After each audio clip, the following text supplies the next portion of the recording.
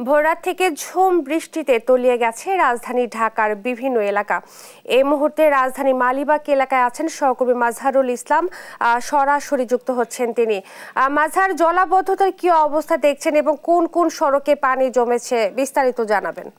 যেমনটা বলছিলেন যে আজকে সকাল থেকে কিন্তু ভারী বৃষ্টিতে ইতিমধ্যে পুরো রাজধানী কিন্তু জলাবদ্ধতা রাজধানীতে পরিণত হয়েছে এবং রাজধানী ঢাকাতে যে পরিমাণ জলাবদ্ধতা তৈরি হয়েছে সকালের বৃষ্টিতে, তাতে করে কিন্তু সাধারণ মানুষ যারা আছে তারা কিন্তু ব্যাপক ভোগান্তিতে পড়েছেন। আপনি দেখতে পাচ্ছেন যে আমি কিন্তু হাঁটু পানির মধ্যে দাঁড়িয়ে আছি এবং এটি কিন্তু রাজধানীর মালিবাগের চিত্র এবং এই চিত্রে কিন্তু রাজধানীর আশেপাশে শান্তিনগর, মালিবাগ, মৌচাক বা আশেপাশের যে অঞ্চলগুলো আছে, বেইলি রোড, এই অঞ্চলগুলোতে কিন্তু পানিতে সয়লাভ এবং সাধারণ মানুষ কিন্তু বড় ধরনের ভোগান্তিতে পড়েছেন এবং তারা বলছেন যে এই যে ভোগান্তি শেষ কোথায়। এবং আশপাশের যে ফুটপাতের দোকানগুলো আছে, এই দোকানগুলো যারা মূলত এই জীবিকার তাগিদে দোকানগুলো চালান তারাও ভোগান্তিতে পড়েছে এবং এই যে পানি এত বেশি হওয়ার কারণে আমরা কিন্তু ছোটখাটো দুর্ঘটনাও ঘটতে দেখেছি এবং রিক্সাতে যারা যাচ্ছেন বা ছোট যে যানবাহনগুলো আছে তারা কিন্তু পড়ে যাচ্ছেন এবং এতে করে কিন্তু আমরা দুর্ঘটনা ঘটতে দেখছি। এবং সকাল থেকে যে পরিমাণ জলাবদ্ধতা তৈরি হয়েছে তাতে কিন্তু পুরো রাজধানী এক ধরনের জলাবদ্ধতার রাজধানীতে পরিণত হয়েছে। আপনি জানেন যে বর্ষাকাল আসলেই কিন্তু আমাদের রাজধানীর আমরা এই সাধারণ চিত্রটি দেখতে পাই এবং এতে করে কিন্তু রাজধানীবাসী বলছেন যে এই যে চিত্র প্রত্যেক বছর তাদেরকে এই ধরনের জলাবদ্ধতার মধ্যে পড়তে হয়, এতে করে কিন্তু তাদের ভোগান্তি শেষ নেই।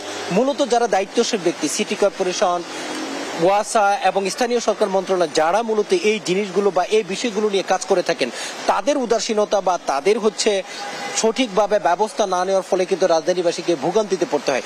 এছাড়া কিছু সাধারণ মানুষও কিন্তু এর জন্য দায়ী আছেন। যে আপনি জানেন যে আমরা কিন্তু যে ময়লাগুলো ফেলি, এই ময়লাগুলো যে ড্রেনেজ ব্যবস্থার মধ্যে যখন পড়ে যায় তখন কিন্তু সাধারণ মানুষ কিন্তু আরো একবার যখন অসচেতনতার ফলে কিন্তু এই জলাবদ্ধতা তৈরি হয়।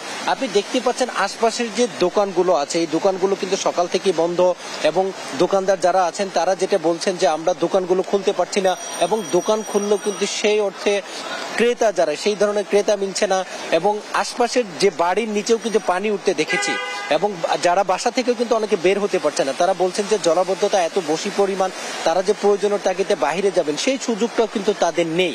ফলশ্রুতিতে কিন্তু জনজীবন কিছুটা বিপর্যয় হয়ে পড়েছে এবং আশপাশের অনেক দোকানে পানি উঠে গিয়েছে এবং দোকানে পানি উঠে যাওয়ার কারণে যে দোকানগুলো একটু নিচে তাদের দোকানের কিন্তু অনেক মালামালও কিন্তু ক্ষতি হয়েছে এবং অনেকের বাসা, বিশেষ করে যারা নিচতলায় থাকেন তাদের বাসাতেও পানি উঠতে দেখেছি।